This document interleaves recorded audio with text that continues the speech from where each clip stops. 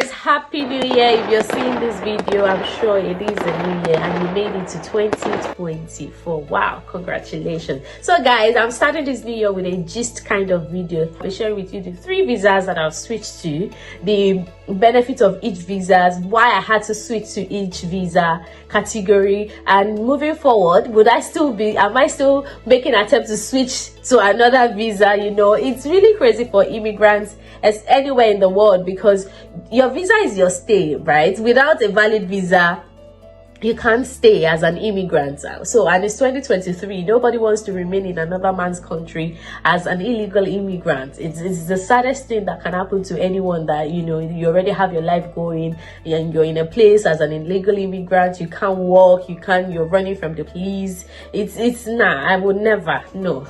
And I don't want anyone to be in that kind of situation as well, because it's better you're in your own country, rather than be abroad as an illegal, you know, immigrant trying to survive. So anyways, during my short stay in the UK, I've had to change to 3 visas, and I'm looking forward to change it soon or not. You'll find out in this video. Don't go anywhere. Hi guys, my name is Yeti and welcome to Yettysplash. On this channel, I share information about relocating abroad, surviving, having fun, you know, everything abroad, everything jackpot, everything, you know, basically enjoying life abroad. So if this interests you, don't forget to give this video a thumbs up, like, share it with your friends and family, and ultimately subscribe. I mean, that's the best new year gift you can give to me for all I've been doing to everyone on this channel. Okay, so like I said, on today's video, I'm just here to bounce with you, just with you, tell you the 3 visas that I've used up until this moment that I'm in the United Kingdom, and why I had to switch at one point in time, what visa I'm currently on, and of course, what are the benefits of these visas, and you know, how important are these visas, and which one even counts towards my indefinite leave to remain at the end of the day. Because I mean, 3 years down the line, that means am I 2 years into getting my indefinite leave to remain, which some people call PR in the UK, or I've not even started the journey at all. So you'll find out that in this video. So guys, as you all know, if you're an ardent follower of this channel, you know that I came into the UK, you know, 3 years ago, or almost 4 years ago now, on the student visa, right? Yeah! Yes, that's my first visa, guys. I came into the UK as a student, and if there's one thing I've learned, is the fact that, you see, this abroad journey, do not procrastinate. Like, for immigrants, the policies will keep changing. You don't know what. While I understand that it is very good to plan, but sometimes just take the leap of faith and then just roll with it. When I was coming into the UK, guys, this is premium gist, I had no idea what I was going to do visa wise, and if I'm going to ever switch my visa. I just needed, you know, that breath of fresh air, and to just jackpot and just, you know, go, not even just jackpot, basically just have my international degree, right? So switching visas or what have you, what I'm going to do after my student visa expired, I have no idea. But I knew that, you know, it was time for me to leave Nigeria, to live my amazing life as a Nigerian lawyer, to live going to court, working with a son and all of that, and then just, you know, go forward in life in search of maybe greener pasture, maybe a more settled lifestyle.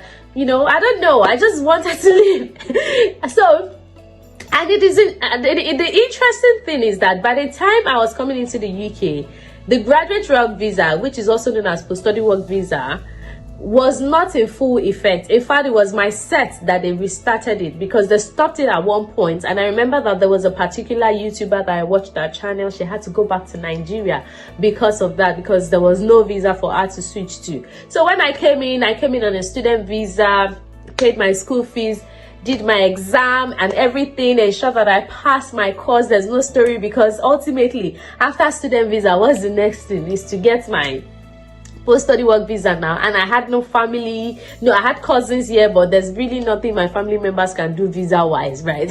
Each visa application will be, you know, treated on its own merit. So I really had nothing. And at that time, I had my fiance in Nigeria. I was not really interested in the abroad journey as well, which is cool. But the interesting thing is, while I was at the university, on several occasions, guys, I'm not even joking, I've had guys walk up to me to tell me that, oh, they have an uncle who is British citizen. If I'm interested, they can hook up us together. You just need to get married. is a divorcee. Some will say my uncle is this. Like, now they rush us. Now they rush us. I've even had female friends, you know, aunties tell me things like that, like, fine girl like you, I have a brother, if you're ready, we'll give you paper shop. And I'm like, oh, I beg, I came here to study.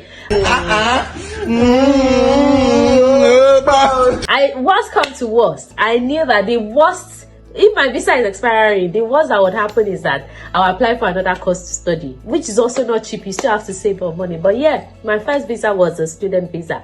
After the expiration of my student visa, I knew that, hey God, what would I do? I just, you know, applied for the post-study work visa, which is my second visa in the United Kingdom, right? So I did an application for my post-study work visa because I passed my studies, finished with the distinction, yay! So I met all the conditions and I was able to successfully switch my visa to a post-study work visa. While I was on the post-study work visa as well, I was just like, hey God, after 2 years, this one will expire again. What am I going to do? But luckily for me, my husband found his way into the United Kingdom and then is on a skilled worker visa. I said, God, thank God. That was what like changed everything. And then it was my fiance. So what I did was I went back home, sharply married him. No, not in that way. I didn't mean to put it that way. Of course, we've been together for like 13 years, so it wasn't for the papers. And we've known each other before. And I'm so glad that I finally, because I remember always telling him back then, like, if you don't find your way to the UK, I will just follow another man with paper and go, because I'm not coming back home. No, I didn't say that. But jokes apart, guys, jokes apart. So my husband, we then got married, and then I switched my visa again, because I mean, if you have someone who is on a skilled worker visa, why would I have to suffer myself start searching for a job with visa sponsorship, guys? So I just immediately became his dependent, and yeah, I switched my visa again, and I'm now on a dependent visa, which is amazing, guys. It's really amazing. I'm going to compare the three visas: student visa, post-study work visa, and the dependent visa together, right? Of course, we all know that on a dependent visa, if you want to, there's so many benefits of a dependent visa.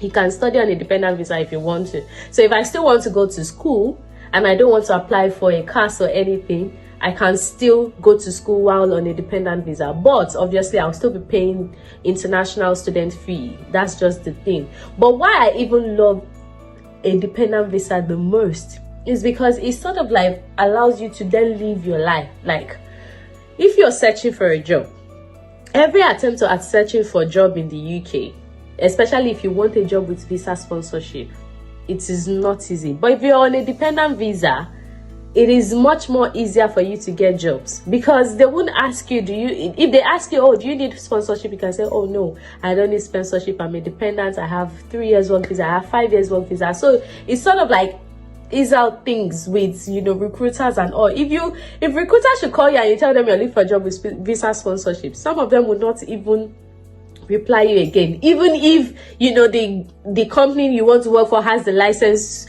to sponsor you. You know, with recruiters, they don't even want to stress themselves with all this immigration wahala. They would just rather not put your application forward. But if you're on a dependent visa, you really have nothing to worry about when it comes to like applying for a job. And I remember when I eventually switched my visa, I just started applying for jobs, because I knew that yes, I'm at that point where I can go for any job I want. Because if I speak to recruiter and they will be like, oh gee, so what's your immigration status? I'm like, oh, I have so years on my visa. Great. And that really happened. Like, I was able to get a very good job because I don't need sponsorship. And the honest truth is, just with visa sponsorship, they pay 35 to 40,000 pounds, which is great. But just without visa sponsorship, sometimes pay more than that. So that's why that's one of the advantage of being on a dependent visa. So now, these three visas, the shocking thing is that towards my indefinite leave to remain, my student visa does not count.